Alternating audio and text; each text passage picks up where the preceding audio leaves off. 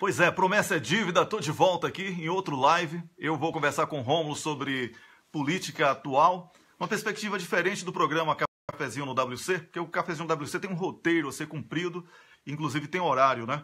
Mas eu vou furando a bolha aqui e a gente vai, nesse momento, não vai ter musiquinha como tem no outro programa, talvez até tenha, de repente tem e tal, mas nós vamos compartilhar o programa, tá bom? Todo mundo está voltando aí pro programa. Comecem a compartilhar de novo, para a gente ampliar aí a audiência. O pessoal do Nordeste que não está no horário de verão, para ficar sabendo, a gente estava apresentando o programa Cafezinho no WC, conversando com Rômulos aqui. Tássia Camargo, um abração, Tássia. Tudo bem? Tássia, se você tiver como aí...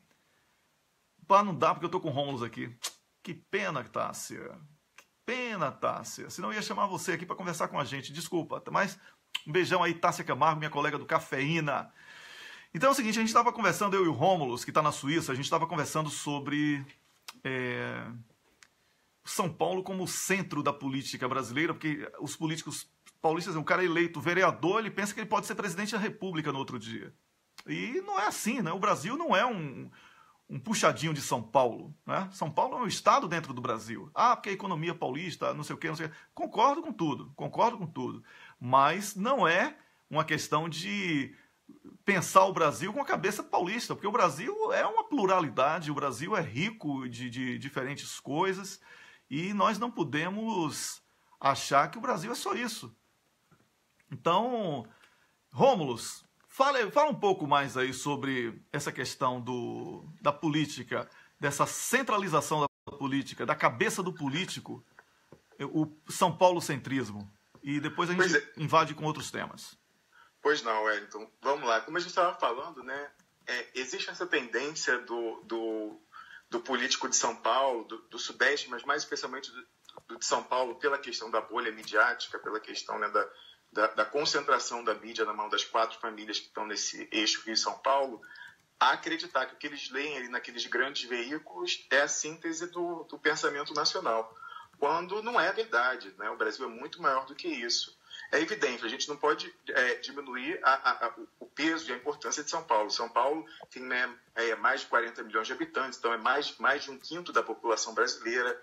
Ele é o estado que mais contribui para o PIB, vem caindo a participação ano a ano, né, mas eu acredito que hoje esteja mais ou menos por volta de 1/3 do PIB. Então, é evidente, é um estado muito relevante na construção da nação brasileira, né? E obviamente se reflete tem um peso econômico e se reflete também no peso político.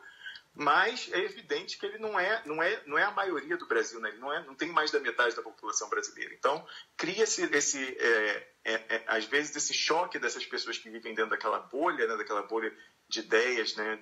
A bolha midiática, quando elas veem que o Brasil é muito diferente. Então, a gente vê a popularidade, né? Apesar de todo o massacre aí do cartel midiático em relação à figura do Lula, ininterrupto nos últimos anos, especialmente nos últimos 2, 3 anos com a Lava Jato e com a perseguição de Sérgio Moro e Dallagnol a Lula, e a gente vê isso contrastado, né? Todo o ódio que isso gera nos setores que consomem, né, esse noticiário, contrastado com o que a gente vê nas imagens maravilhosas lá daquela caravana dele pelo Nordeste. E aí as pessoas... Eu não lembro mais, teve algum analista que falou assim, brasileiro... Eu não lembro quem foi, mas algum analista da grande mídia, né, do cartel midiático, falou assim, depois de ver as imagens da caravana, eu concluo que o brasileiro é um caso de divã. Não é o brasileiro que é caso de divã, é o analista. É a mídia tradicional. A mídia tradicional brasileira, ela cria uma realidade paralela na cabeça do brasileiro. Aí ela acaba vivendo a própria realidade paralela que ela criou, e quando ela é surpreendida por uma coisa muito simples chamada voto, aí ela fica revoltada. Aí começa a maldizer projetos sociais reconhecidos internacionalmente, programas sociais, reconhecidos internacionalmente, como é o caso do Bolsa Família, como é o caso do Minha Casa Minha Vida, e outros, porque a imprensa falou o tempo todo que aquilo não era bom, que aquilo era ruim. Agora, a imprensa debate muito pouco 53 milhões de reais guardados em um apartamento, não é? Que era um dinheiro explicitamente produto de roubo e que estava sendo guardado para compra de votos. A imprensa não debate que o estado de São Paulo foi, nesses anos aí do Tucanistão, que transformaram e não foi apenas a imprensa, o eleitor tem culpa. O eleitor paulista também tem culpa de ter votado em Geraldo Alckmin, em Serra, em Doritos agora, etc. Tá? O eleitor paulista tem culpa. Porque o pobre paulista e a classe média paulista tem que entender que ele não é rico. Não pode viver. Olha, ninguém pode viver alimentado, com escola, com educação, com saúde, sendo assalariado, com esse custo de vida que está aí. Então, se você lutar contra um Estado forte, você está lutando contra você mesmo. E é preciso dizer ao paulista, ao povo paulista, tá, que os Estados Unidos da América, que são usados como grande referência, tem 40 milhões de pessoas que vivem de ticket de alimentação. É o país onde a esquerda mais cresce no mundo no momento. É o país onde a desigualdade é uma realidade. O sonho americano que plantam como uma coisa maravilhosa na cabeça dos analfabetos políticos do Brasil é o mesmo que acertar na Mega Sena. Uns acertam, outros não. Muito poucos acertam e milhões, milhares e milhões e milhares não acertam. Então, não adianta o paulista pensar que São Paulo é o Brasil, porque não é. É preciso você, que está acordando agora aí em São Paulo, que me assiste, entender que o político paulista, que é eleito vereador de São Paulo, ele é vereador de uma cidade, de um estado brasileiro. Tem que tirar essa coisa da cabeça do prefeito de São Paulo, que perdeu para votos brancos, nulos e abstenção. Pode pensar em ser presidente da República. Um cara que quer dar ração ao pobre. Entendeu? Aí você fica, porque o nordestino é que elege Lula. Claro! O nordestino tomava sopa de prego, como eu falei no programa anterior. Certo? Eu vi pessoas com prego dentro de uma panela, fervendo água e bebendo aquela água. O Luiz Cláudio mencionou a sopa de papelão, que foi inclusive matéria, reportagem que a Globo adorava fazer essas reportagens da miséria do Brasil para ganhar prêmio internacional. Não é? Era isso, para isso que servia. Dória aqui... Teve uma matéria também, Wellington, nos anos 90, sim, você deve lembrar, que repercutiu muito, que era de um pessoal no Nordeste que pegava no lixão, lixo hospitalar, e comia. Sim. Você lembra disso? Lembro, lixo hospitalar, eu lembro. Eu lembro também do Césio 247, você lembra disso? Em Goiás? 137. Perdão, 137. Eu estou com o Brasil 247 na cabeça. Imaginei. O Césio 137, que é um material radioativo, que foi para um lixão, que não era nem para estar lá, né, porque o material radioativo tem que ser depositado em locais apropriados, e os catadores de lixo tiveram contato com aquela substância. Tá? Então, isso tudo é o Brasil, que a Globo adorava reportar para ganhar prêmio internacional e dizer que era boazinha. A gente tem que combater o mal pela raiz. Combater o mal pela raiz é debater a comunicação social. Certo? Esse Brasil alternativo. Dri Bezerra finalmente chegou, hein, Dri? Tá vendo? Estiquei o programa e você chegou. Já é outro programa, Dri. Não é mais nem um cafezinho no WC, já é outro. Aqui já é um ensaio do SOS. Suécia ou Suíça. Eu e o Rômulus. Não é, Rômulus? Isso aí. Então a política, ela tem que ser... Nós temos que pensar no Brasil como um todo, no Estado. Fala aí sobre o pré-sal, de novo, para esse pessoal que está chegando agora nesse novo live, que estão dizendo que é uma perda de 1 trilhão, que já era um absurdo. Mas é mais do que isso, né, Rômulus? Sim, nós comentávamos, né, no cafezinho do WC do lançamento, né, da convocação pela Frente Brasil Popular para o referendo revogatório, e eu comentava com você que o meu blog tem uma fonte muito boa, que é um executivo, né, da indústria do petróleo, trabalha para uma multinacional, mas ele tem um defeito, que é ser nacionalista, que é gostar, amar o Brasil, né? Ser brasileiro e amar o próprio país. Uhum. Então, por causa dessa dicotomia, né? Dessa vida dupla, entre aspas, ele acaba me passando informações muito boas de dentro, né? Ele é uma pessoa, lógico, tem todo o conhecimento dessa área, e ele vendo, comentando comigo aquela questão da apreciação no Congresso da medida provisória, essa que está isentando de impostos não só a importação do maquinário, de insumos, né, de sondas, como também está diminuindo a participação, que chama participação governamental, que é o montante do dinheiro, né, gerado pelo petróleo que fica com o governo, que vai cair para 40%, que é, né, muito abaixo da média mundial para países em situações semelhantes. Ele me dizia que a perda estimada, né, que já era escandalosa, que os deputados da oposição, Henrique Fontana, o senador Lindbergh, eles falavam, né, o próprio Requião estava presente lá também, falando, né, desse 1 trilhão que seria perdido, mas na verdade é quase 3 vezes mais que isso. Ele fez a estimativa, lógico, é um pouco complicado no artigo, quem se interessar pode ler, mas ele menciona, né, que não se levou em conta nesse cálculo do 1 trilhão, que o investimento ele aumenta ano a ano. Então, ele colocou uma estimativa conservadora de um aumento do investimento de 10% ao ano. Na verdade, vai ser muito mais do que isso, mas para o número não ficar, para ninguém poder contestar o número, ele usou essa estimativa de 10%. E fora isso, né, o fato gerador, como essas operações vão se dar fora do Brasil, ele não vai ocorrer no Brasil, então a tributação também não vai ocorrer. E aí, somando tudo isso, chega a 3,3 trilhões de reais até 2040. Isso é mais da metade do PIB do Brasil, do último ano, né, de 2016, e é mais do que todo o orçamento da União do ano passado, 110% do orçamento da União.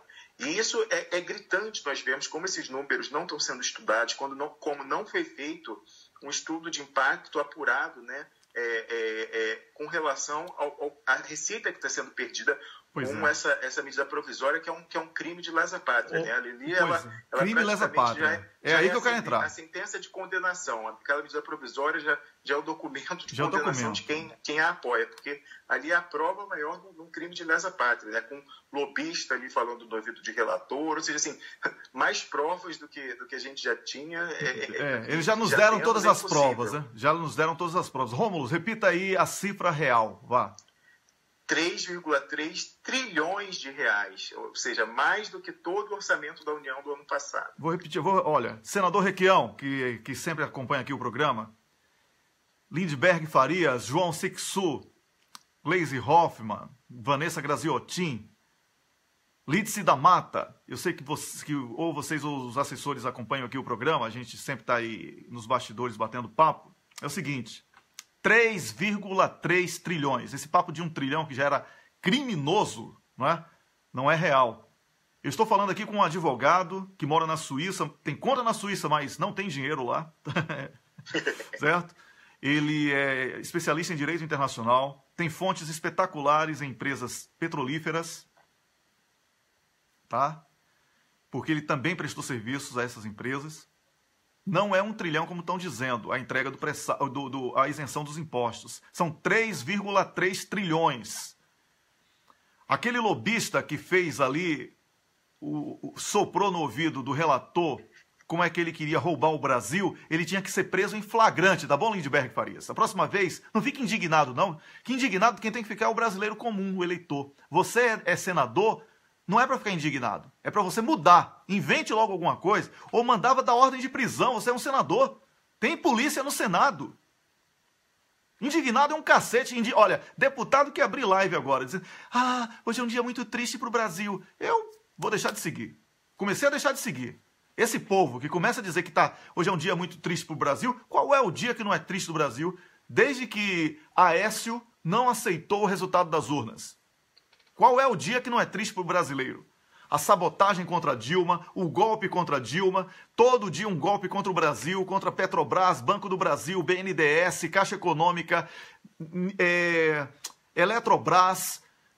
Soltaram agora o almirante Otton, que é um herói nacional, porque descobriu uma tecnologia fantástica nuclear que só o Brasil tinha, não é? a eletronuclear sendo destruída, querendo entregar Alcântara, a floresta amazônica. Qual é o dia que não tem golpe? Qual é o dia que não é triste? Qual é a possibilidade de um político eleito que tem imunidade ficar abrindo live para levar para o seu público, o seu eleitor, aqueles que depositam alguma esperança, o lamento? Você não pode. Você tem que botar na cabeça que você, como político, você é um líder.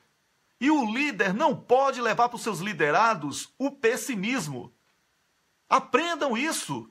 Vocês não podem levar para os seus liderados o pessimismo. Como é que você é chefe de um grupo, de uma tropa, e vai dizer, estamos perdidos? Oh, que chefe maravilhoso esse, não é? Que chefe maravilhoso. Então não abra mais live para lamentar, não. Você tem que fazer como o Roberto Requião faz. Chama de canalha, de ladrão e apresenta o referendo revogatório, o projeto para acabar com o abuso de autoridade. É isso que tem que ser feito. Você está aí para contra-atacar. Não é para ficar lamentando o golpe, não. Essa coisa de não engana, e você não engana com esse negócio de que foi um dia ruim para o Brasil. Qual é o dia que não tem sido ruim para o Brasil? Está na hora de chamar o povo para invadir Brasília e tomar conta do país. O povo brasileiro tem que tomar conta do Brasil. O outro lado não tem poder de mobilização. Eu quero ver a Globo hoje levar para as ruas aquela quantidade de gente que ela levou. Não leva, não leva. Então a gente tem que aproveitar que o momento fraco deles é esse e contra-atacar. Nós temos que contra-atacar. A palavrinha mágica que o campo progressista brasileiro tem medo de ouvir falar: revolução. É essa palavrinha mágica que vocês têm que... E só ela vai fazer o Brasil entrar na história mundial como um país. Porque senão a gente vai ser um grande terreno ocupado. O Brasil já está ocupado hoje. São agentes da CIA em todas as empresas e instâncias importantes, inclusive da política.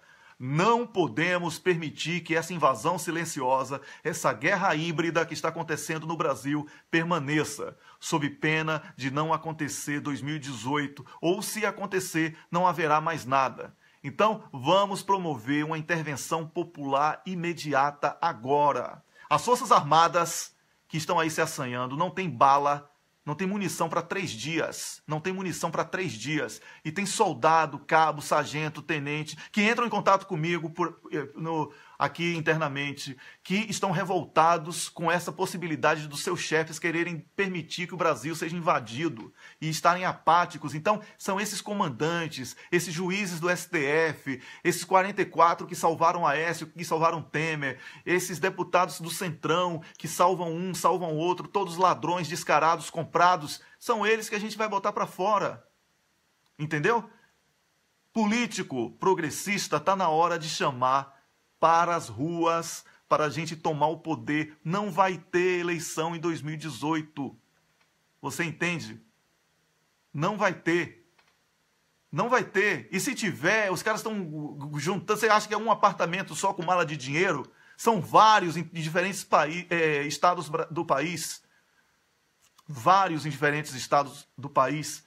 Dinheiro vivo que esses caras vão usar para comprar voto. Luciano Huck e Nizanguanais descaradamente anunciam que vão criar um fundo para juntar dinheiro para comprar político e eleitor. E vocês não fazem nada. E o Armínio Fraga também. E o Armínio Fraga? O Armínio naufraga. Que ele só americano. Quer... Americano. Agente da CIA dentro do Brasil. Canalhão. Canalhão. Entendeu? Então você que é político, progressista, você que tem poder de mobilização, tá na hora de a gente chamar o povo para a gente entrar em Brasília. Vamos conhecer, todo mundo não tem a curiosidade de conhecer as instalações da Rede Globo. Vamos saber como são os estúdios da Globo por dentro, conhecer os bastidores da Globo, todo mundo lá visitando a Globo. Vamos entrar na Rede Globo para conhecer a Globo e ocupar aquela merda. Tá bom? Aquela empresa estatal de Temer, a Globo, né? Que ali não passa nada negativo de Temer. Já viu, Rômulus? Às vezes eles se estranham, né? Quando a Globo quer arrancar alguma coisa dele, como essa polagem da dívida do BNDES, aí eles colocam a faca no pescoço. Mas ali é tudo teatro. Pois é, tudo teatro. Eu falei isso só para provocar o debate. Ô Rômulus, a gente já fez outro live aqui, né? Wellington, eu queria avisar as pessoas que esse artigo que eu mencionei, desse executivo da indústria do petróleo, eu já compartilhei ele no meu perfil. Vou passar para você também o link mais tarde para você compartilhar. Passa lá no grupo. Que aqui a nossa equipe vai lá e coloca. Camila, Super Camila, vai lá e coloca. Ela está marcada. Marquei ela lá na postagem mais cedo. Mas eu queria falar um outro ponto. Você mais cedo mencionado nessa liberação. Ele liberou geral, né? Essa liberação para trazer estrangeiro para trabalhar no lugar de brasileiro. Você sabe que isso tem mais um aspecto que ninguém comentou ainda, que eu, com a minha experiência, né, eu tenho trabalhado com essas empresas, tendo lidado com muitos expatriados, que é o seguinte: essa questão de você trazer pessoas de fora é complicadíssima em termos de arrecadação tributária, porque eles, às vezes, né, colocam um salário, né, porque essa pessoa está trabalhando no Brasil, então, teoricamente, ela tem que pagar imposto de renda no Brasil.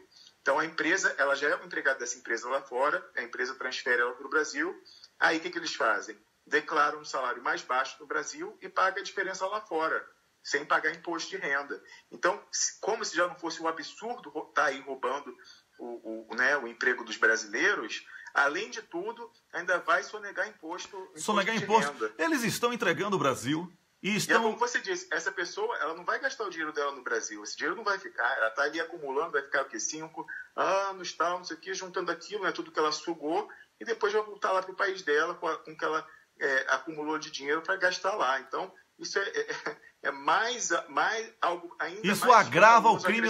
Tudo isso. Isso agrava o crime e leva à pátria. Temos que falar sim sobre crime. Rômulo, você é advogado e a gente tem que falar aqui com seriedade sobre essa coisa do crime lesa pátria. Vou inclusive enquanto eu falo aqui, você já vai aí pegando uma consulta jurídica, tá? Para fundamentar o seu argumento. Porque é o seguinte: o que acontece no Brasil hoje? Eles estão entregando um país que não é deles, sem legitimidade, porque entraram com um golpe, e 97% dos brasileiros não querem esses ladrões que estão aí no poder. Então eles querem entregar o Brasil e ainda querem matar o povo brasileiro de fome.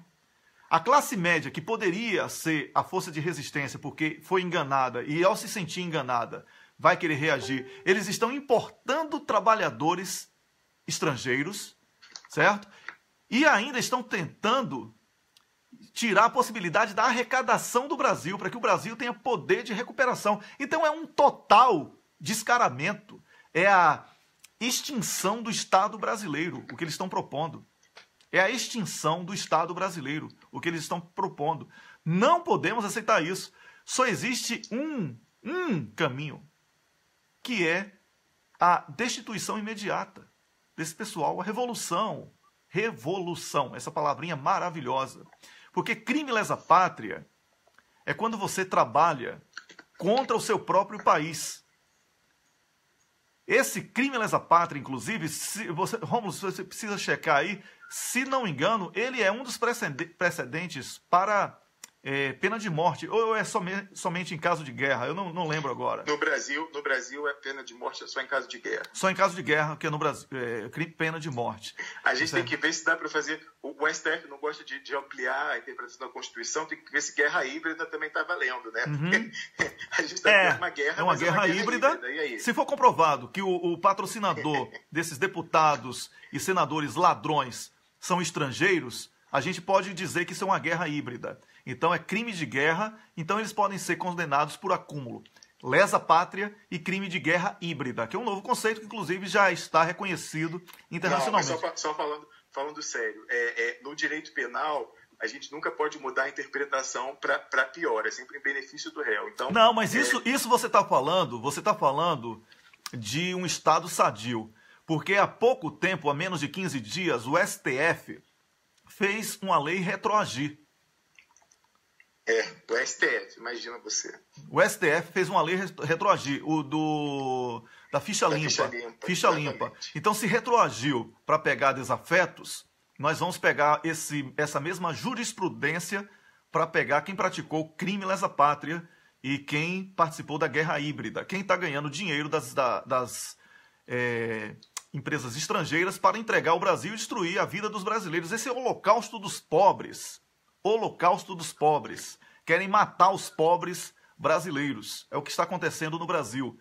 Então, eu vou repetir, não adianta você ficar dando atenção se o namoro de Aécio com Gilmar Mendes no WhatsApp, quem trocou mais gif de coraçãozinho, né? Quem falou mais eu te amo, porque isso não vem ao caso, isso não interessa. A gente está discutindo aqui soberania nacional, pré-sal, a gente está discutindo aqui reforma trabalhista, a gente está discutindo aqui o que importa.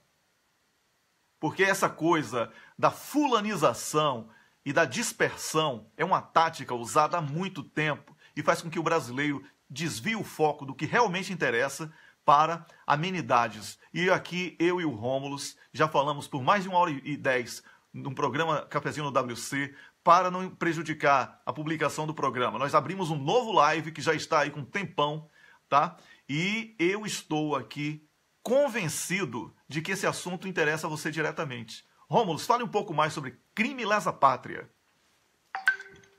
Ô, Wellington, é o que a gente tem testemunhado aí, né, desde o início do golpe. Quem pensava que isso era na teoria da conspiração, quando estava no governo, que não poderia ser tão ruim, eu acho que todo mundo foi surpreendido, né, porque tudo aconteceu tão rápido, aproveitando aquela doutrina do choque, né, da Naomi Klein. Os caras vieram e com uma sede ao pote que eu acho que ninguém imaginava, né? Assim, eu juro para você, eu acho... Aliás, eu vou até contar uma experiência pessoal sobre isso, mas assim, eu juro para você que eu nunca imaginei que algo tão nefasto pudesse acontecer com tanta facilidade e tão rápido no Brasil.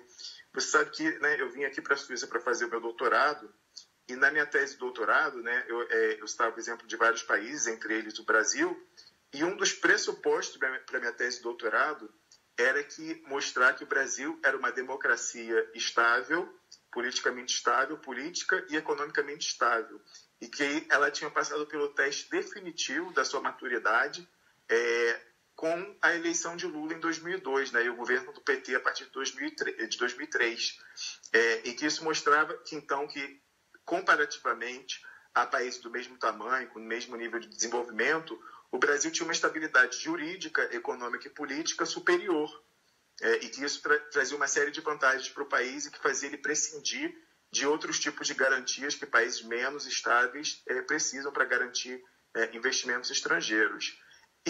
E qual não foi minha surpresa, né, quando eu já estava pronto para defender minha tese de doutorado, escritinha lá, 4 anos de pesquisa e trabalho, quando vem o golpe em 2016 e praticamente jogou a minha tese no lixo, né? Eu tenho que reescrever ela todinha, porque todos esses pressupostos que, né, eu cresci nesse sistema da Constituição de 1988, né, acreditando que aquele papel valia alguma coisa, e eu descobri que não, que era uma ficção isso, e que, né, rapidamente, no espaço de apenas alguns meses, conseguiram reverter muito dos progressos a níveis até anteriores à Constituição de 88. Exatamente. Né? A gente vê de regressos aí, com essa escandalosa agora, essa, né, portaria lá do trabalho escravo, você vê que até a Flávia Piovesan, que era aquela secretária, né, para acabar com a biografia dela, porque sabe que a Flávia Piovesan, conheço ela, né, de conhecer até pessoalmente, ela era uma pessoa muito respeitada nessa área da militância de direitos humanos, uma constitucionalista respeitada, né, e aí ela, né, apenas para, né, um interesse menor, né, uma troca por um carguinho, para ser indicada agora lá para a Corte Interamericana de Justiça, que realmente, para quem milita nessa área de direitos humanos, é como, digamos assim, é o suprassumo da carreira, né, do currículo. Botar que foi, para alguém brasileiro, né, o máximo que a pessoa pode aspirar é ser um juiz da Corte Interamericana de Direitos Humanos. Mas o jeito que se chega lá também conta, né? Se é fazendo conchavo e se aliando a um governo golpista, não democrático e flagrantemente de respeito aos direitos humanos, como é o caso agora dessa portaria do trabalho escravo, eu acho que conta muito. Você vê, até ela ficou tão constrangida, né, vieram cobrar ela já se desligou da secretaria, né, está esperando, eu acho que no espaço de um mês ela deve assumir lá em São José da Costa Rica. Mas até ela teve que emitir uma nota, porque ela é a presidente de uma, eu não sei o nome da entidade, mas digamos assim, Comissão Brasileira de Combate ao Trabalho Escravo. Ela é a presidente, ela era secretária de Direitos Humanos desse governo, foi indicada para a Corte Interamericana de Direitos Humanos né, tem que passar por esse constrangimento. De emitir uma nota contra o governo do qual ela participou. Então, assim, é tanto absurdo, né, um atrás do outro a cada dia, que a gente fica até em estado de choque. Olha, eu não fico em estado de choque não, sabe? Porque eu me motivo muito com o assanhamento do inimigo.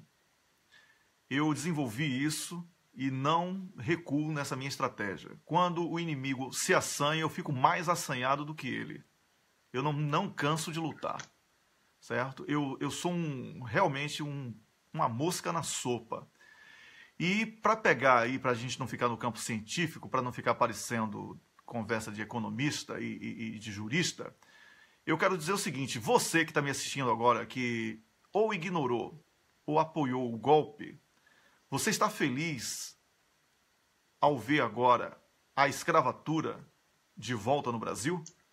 Você está mesmo feliz com isso? Eu acho que a grande maioria não. Você percebeu que você foi enganado?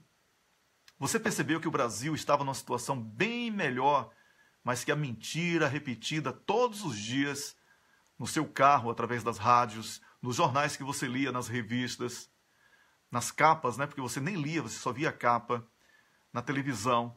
Tudo isso fez com que você sequer percebesse que estava vivendo uma construção de um país melhor? Pois é. Então é por isso que eu falo para você agora, nesse momento, diretamente, para que você perceba o seguinte: não é aqui uma questão da sua vaidade pessoal, da necessidade de você pedir desculpas ou não. A questão é a seguinte: precisamos recuperar o Brasil. Precisamos resgatar o Brasil. O Brasil hoje é governado por uma cleptocracia, ou seja, por ladrões. O Brasil hoje é governado por ladrões. Ladrões que estão entregando o país, impossibilitando o país de ser um país digno no futuro, e que nós precisamos lutar contra esses mesmos ladrões. O Brasil tem uma justiça que protege corruptos, que protege o criminoso, que banaliza o crime e que pune aqueles que tentam lutar contra a impunidade. O Brasil hoje, na justiça, luta contra quem mais deu autonomia à própria justiça. Em contrapartida, essa justiça protege políticos e juristas que são visivelmente, flagrantemente corruptos, ladrões. Então você tem a sua participação de culpa nesse cenário? Tem. Mas você também é vítima do monopólio da comunicação social. Porque a Globo, ela... Aí você fala, mas tem a Record, a Band tem. É verdade. Mas a Globo, você quer assistir esporte, é monopólio da Globo. Você quer assistir carnaval, é monopólio da Globo. Você quer assistir novela, as melhores produções ainda são, não o conteúdo, mas a produção, a qualidade da imagem e tal, ainda estão na Globo. Então a Globo consegue ser essa, como se diz, essa voz única que defende o outro lado. Leonel Brizola, que foi um dos mais brilhantes políticos do Brasil, ele falou que se você não gosta de política, se você não acompanha os acontecimentos políticos, se você não gosta de debater política, você só precisa fazer uma coisa. Se a Globo é a favor, seja contra. Se a Globo é contra, seja a favor. Porque para onde a Globo aponta é para o outro lado que você tem que ir. Percebeu? Então, eu estou falando aqui da comunicação social. Mas eu quero falar também sobre outras coisas importantes. Eu quero falar que o Brasil hoje é vítima de uma invasão norte-americana e do mercado financeiro. Hoje existem espiões da CIA e agentes infiltrados dentro da Petrobras, Banco do Brasil, em todos os ministérios, soprando no ouvido de senadores e deputados na hora da votação. E nós estamos hoje sob uma guerra invisível, que a televisão, que a imprensa como um todo não noticia. É por isso que nós precisamos derrubar isso que está aí, porque senão não teremos um país, não teremos um Estado social, não teremos povo, porque até o empregado estrangeiro eles já estão autorizando entrar no Brasil para que você sequer possa reclamar um emprego. Entendeu? Então é a hora de lutar, é agora. Rômulus, muito obrigado, viu, Rômulus? Eu que agradeço, Wellington. Um grande abraço, bom fim de semana para você. Obrigado por participar desse live aqui. A audiência fantástica a gente teve, com o boicote do Facebook, tudo. Mas estamos arrebentando a boca do balão. É a gente vencendo pelo cansaço, não é, Rômulus? A gente não desiste, não. A gente não desiste. Um grande abraço, bom fim de semana. Tchau, tchau.